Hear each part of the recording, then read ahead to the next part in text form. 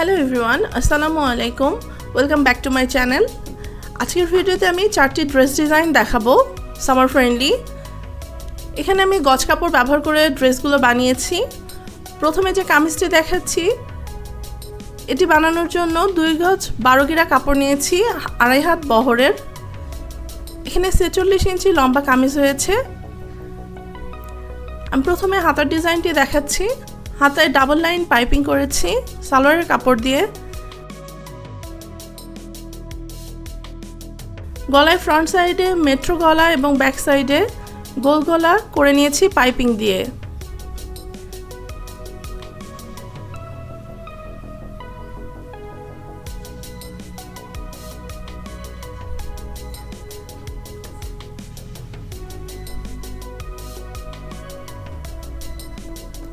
আমি নিচের ঘেরটি দেখিয়ে দিচ্ছি।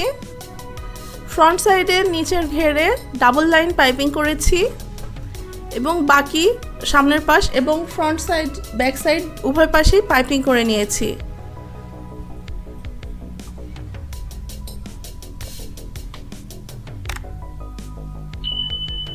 ওভারঅল লুকটি দেখিয়ে দিচ্ছি। কোনো লেস ব্যবহার ছাড়াই সালোয়ারের কাপড় দিয়ে ডিজাইনটি করে নিয়েছি। এখানে সালোয়ারের ডিজাইনটিও দেখিয়ে দিচ্ছি। আমি এখানে বক্স প্রিন্টেক্স করেছি।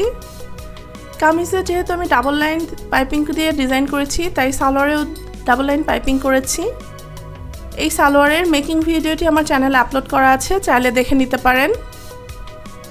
লিংক আই বাটনে দেওয়া থাকবে।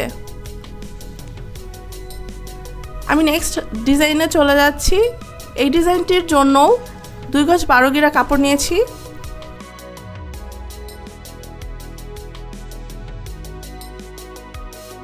আমি এখানে হাফ হাতা বানিয়েছি।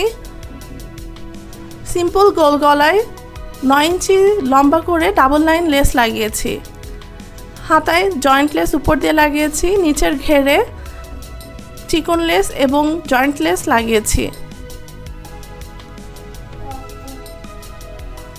নেক্সট ডিজাইনের কামিজটিতে গলায় আমি লেস দিয়ে ডিজাইন করেছি। এটির হাতা এবং ঘেরে সিম্পল এক লাইন করে লেস লাগিয়েছি।